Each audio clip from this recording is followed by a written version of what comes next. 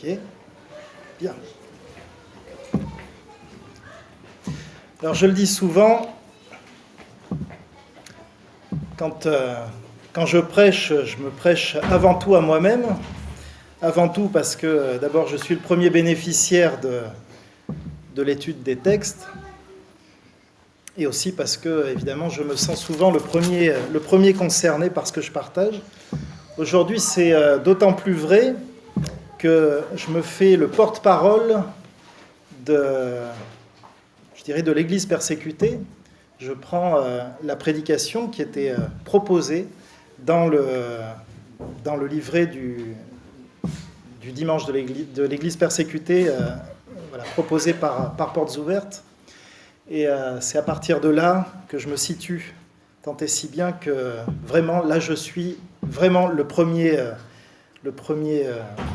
réceptacle, je dirais, de cette prédication, et je vous la retranscris, bien sûr, en me l'étant appropriée, vous le verrez.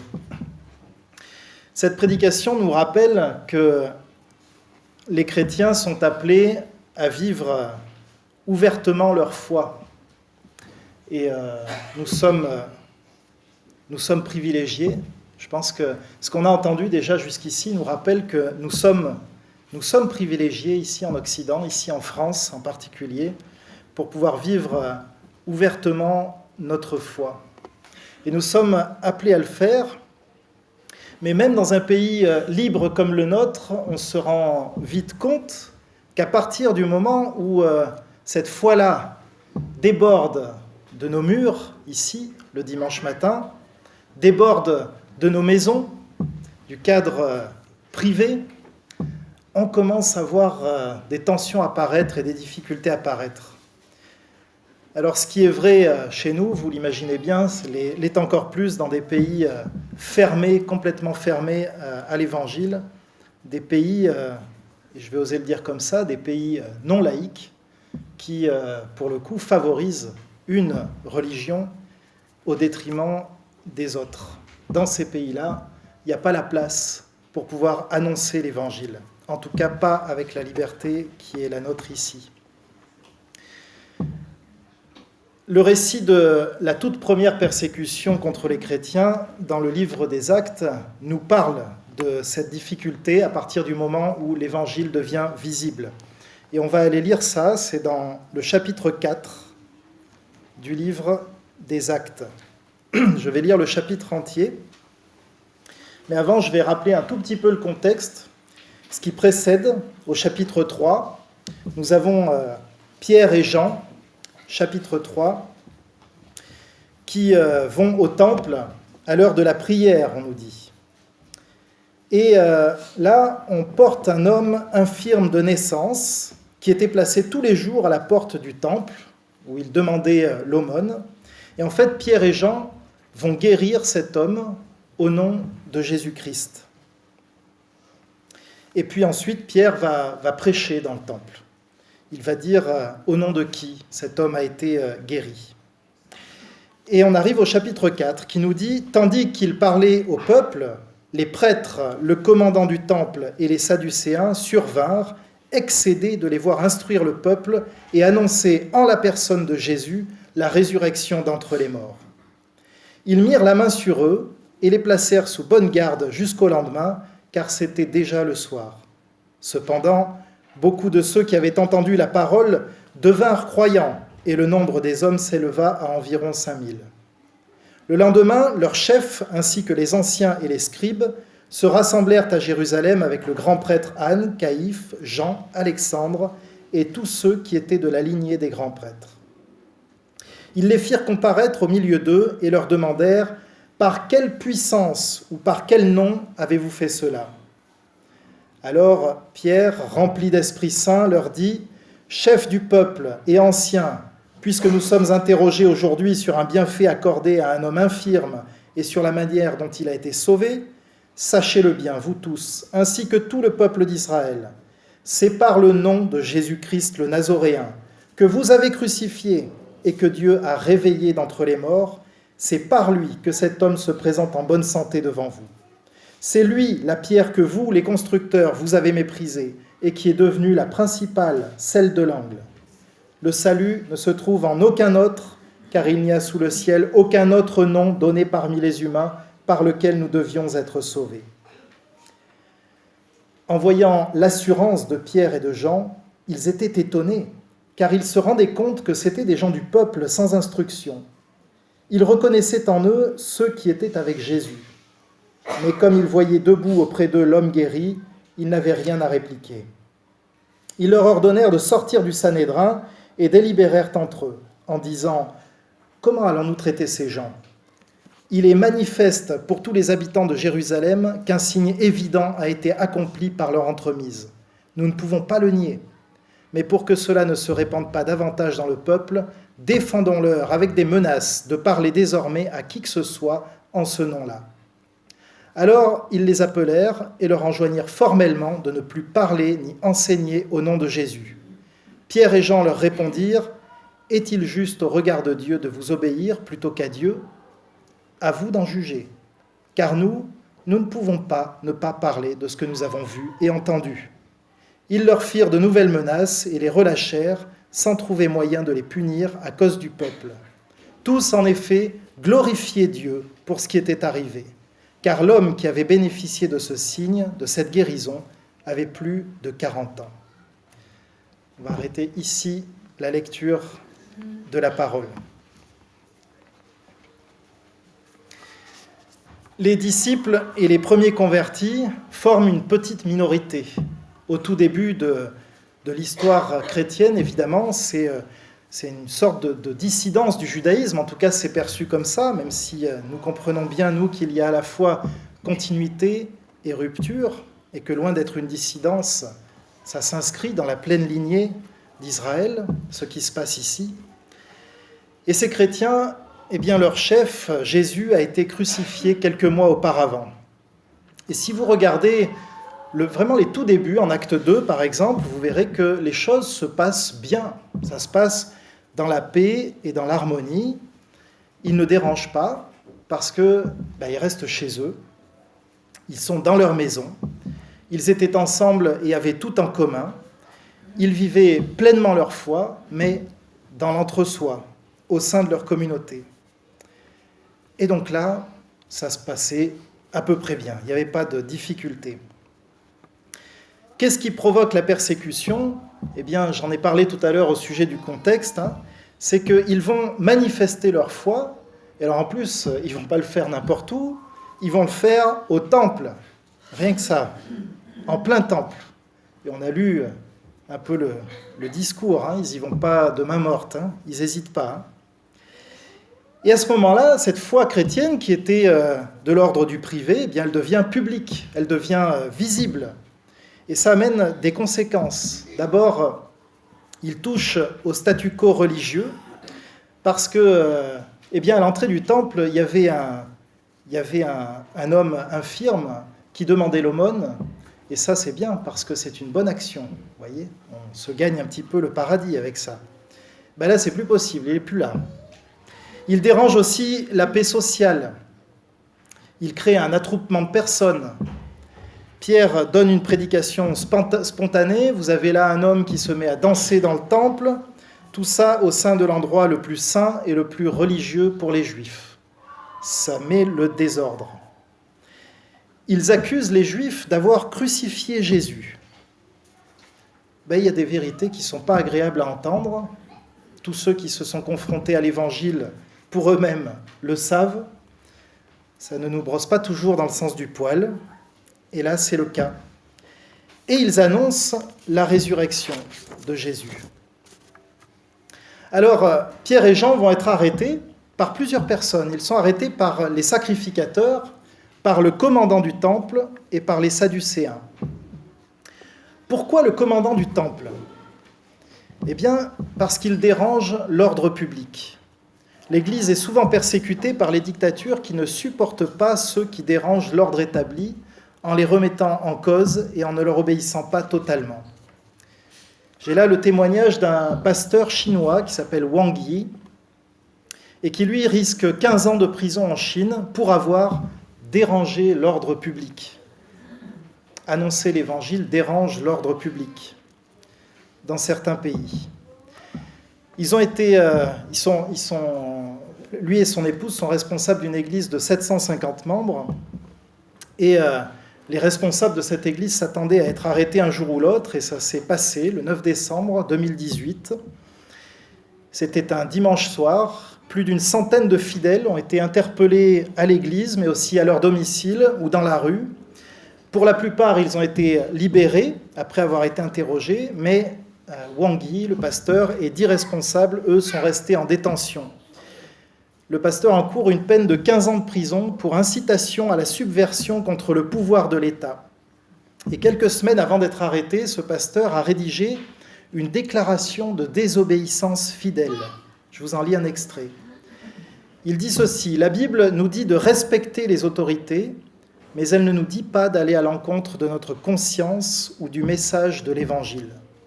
L'Église utilise donc des moyens pacifiques pour manifester sa foi et répandre l'Évangile. En tant que pasteur, ma désobéissance fait partie du mandat de l'Évangile. Le grand mandat du Christ exige de nous une grande désobéissance. Le but de la désobéissance n'est pas de changer le monde, mais de témoigner d'un autre monde. » Alors, ça peut nous troubler parce qu'on peut se rappeler de Romains 13 qui nous dit « Soumettez-vous aux autorités ». Je pense qu'il faudrait étudier la manière dont les disciples se comportent vis-à-vis des autorités dans le livre des Actes, mais je crois que ce qu'on découvrirait, c'est qu'ils respectent les autorités, mais ça ne leur ferme pas la bouche. Voilà, on pourrait résumer les choses comme ça. Ce qu'ils ont à dire, ils le disent dans le respect des autorités, et ils assument les conséquences de ce qu'ils partagent et de ce qu'ils disent. Je crois que ce pasteur ne dit pas autre chose. Pourquoi les sacrificateurs, maintenant, les arrêtent-ils ? Eh bien parce qu'ils dérangent l'ordre religieux. Qui a donné le droit de prêcher dans le temple et d'annoncer le salut en Jésus ? Quand l'Église grandit, quand elle se fait visible, elle dérange l'ordre religieux.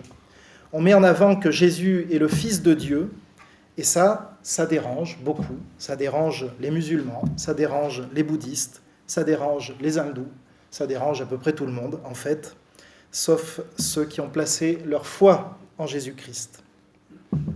Et finalement, pourquoi les Sadducéens les arrêtent-ils ? Eh bien parce qu'ils contredisent le matérialisme, l'ordre idéologique. Les Sadducéens ne croient pas en la vie après la mort. Ce sont eux qui s'opposent le plus au message des premiers chrétiens, en tout cas parmi ceux qui ont une forme de foi. Comme dans notre monde sécularisé, eux croient que seule la vie ici-bas compte. Ce sont des matérialistes juifs. Mais les disciples prêchent la résurrection, la vie après la mort. Il y a plus que cette vie-ci, et les Sadducéens ne supportent pas ce message des disciples. Il y a un passage d'ailleurs, je ne me rappelle plus où exactement, mais où on voit Paul qui est coincé entre les pharisiens et les Sadducéens, qui sont d'accord sur une chose, c'est qu'il est bon pour être lapidé, et il va amener ce thème-là. Il va dire, mais si vous m'accusez, c'est parce que je crois en la résurrection des morts. Et du coup, les Sadducéens et les pharisiens se mettent à se disputer entre eux, et Paul mange du pop-corn en attendant, ce qui était une stratégie assez efficace. Pierre et Jean se retrouvent donc devant le tribunal, le même tribunal qui a fait crucifier Jésus. Il s'agit du Sanhédrin. Ça doit être impressionnant quand vous savez que vous êtes devant ce même tribunal. Ça doit être impressionnant de se dire qu'il vous arrivera peut-être le même sort. Et effectivement, l'Église est persécutée parce qu'elle suit Jésus. Et ça nous emmène dans le même conflit avec le monde. Quelle que soit, je dirais, la graduation du conflit, effectivement, ça nous emmène en conflit avec le monde. Et donc, on leur défend d'aller à contre-courant. Ils leur défendirent absolument de parler et d'enseigner au nom de Jésus. Le monde est une rivière qui coule dans une seule direction, celle qui vise à faire taire le nom de Jésus et à réduire la foi au seul espace privé. Il s'agit de ne pas déranger, de ne pas se convertir, de ne pas enseigner la vérité au monde. Cette tension dans notre rapport au monde, c'était intéressant, je reviens de la pastorale nationale baptiste qui a eu lieu à Paris, c'était de lundi à mercredi, et on avait comme orateur quelqu'un qui est bien connu de nos contrées tourangelles. Il s'agissait de Raphaël Anzenberger. Qui le connaît? Quelques-uns. Il a brillamment sévi par ici. C'est un pasteur qui est à l'origine de l'implantation de plusieurs églises dans la région. Le thème de cette pastorale, c'était le thème de l'année de notre fédération, qui était une église qui résonne dans la cité. Et alors il a dit quelque chose que j'ai trouvé intéressant. J'aime bien ces petites phrases qui sont faciles à retenir. Il a dit, il est bon que l'église résonne, il faut qu'elle résonne. Il est bon aussi que l'église dissonne. Les deux aspects sont bons. Il a parlé en particulier des figures tutélaires, et je vous le dis parce que j'ai trouvé cette réflexion intéressante, qui peuvent peser sur les villes. Souvent, il y a une figure qui pèse sur une ville. Ici, on va penser à Saint-Martin, à Tours. Je pense qu'on pourrait penser à Descartes aussi. On le dit souvent, on est le pays de Descartes. Qu'est-ce que ça veut dire d'être le pays de Descartes? Spirituellement parlant, ça veut sans doute dire pas mal de choses. On a aussi cette figure de Saint-Martin. On peut raisonner avec cette figure, et je crois que dans notre Église, on le fait. Saint-Martin est connu pour avoir partagé son manteau. C'est curieux d'ailleurs, il aurait pu lui donner son manteau, il l'a partagé en deux, enfin c'est autre chose. On raisonne avec ça, je crois, par l'entraide, par l'aide sociale. On partage nos manteaux aussi, un samedi par mois, ici, avec les plus démunis. Mais on dissonne aussi, parce que ce n'est pas au nom de Saint-Martin qu'on le fait.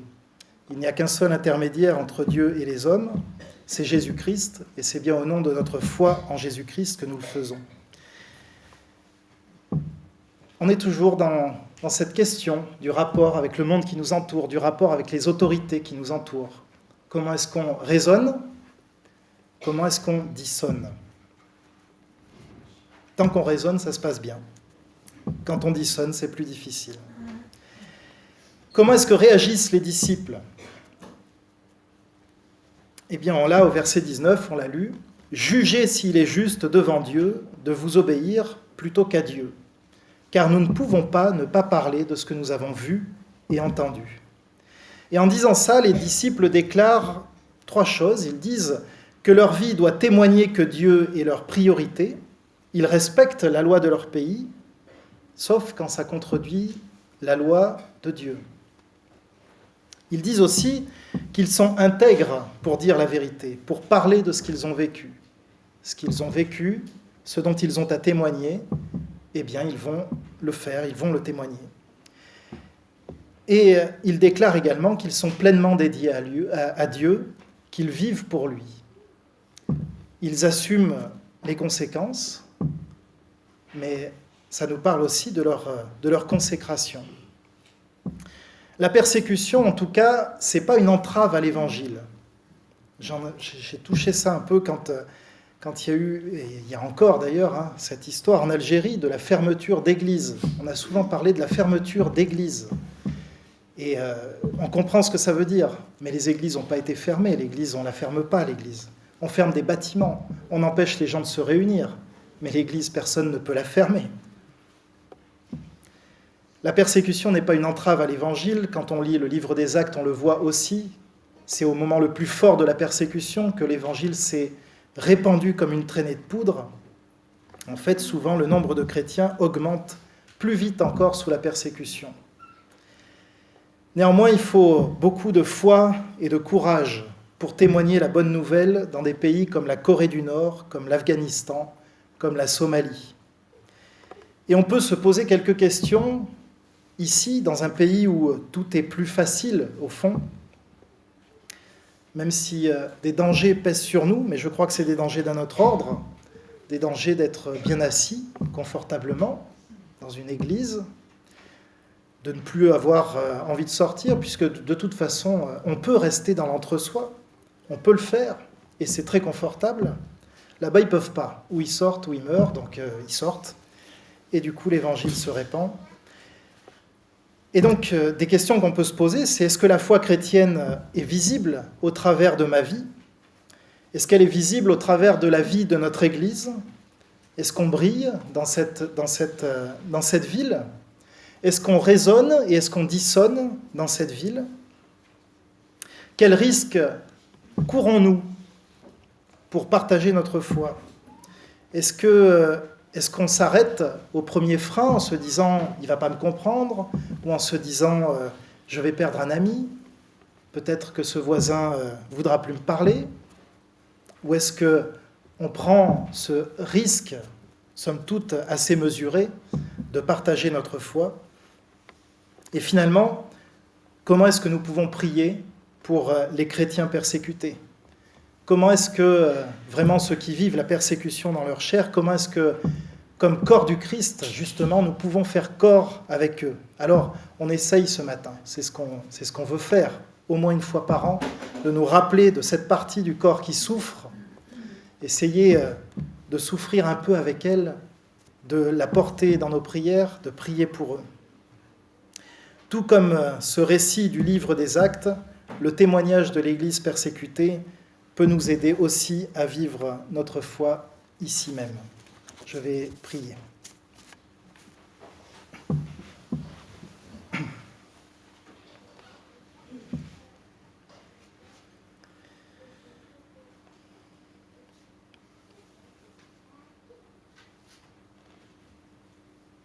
Seigneur, à chaque fois que nous nous approchons un peu de ton Église qui vit sous la persécution, dans des contrées plus ou moins lointaines, dans des pays où nous n'avons jamais mis les pieds, qui vivent des circonstances dont on ignore à peu près tout, Seigneur, nous éprouvons, je crois, à la fois beaucoup de compassion et en même temps un peu de honte,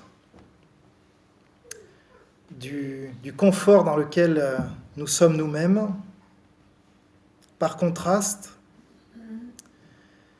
un peu de crainte peut-être aussi, en se posant la question pour nous-mêmes, qu'est-ce que je ferais dans une situation pareille?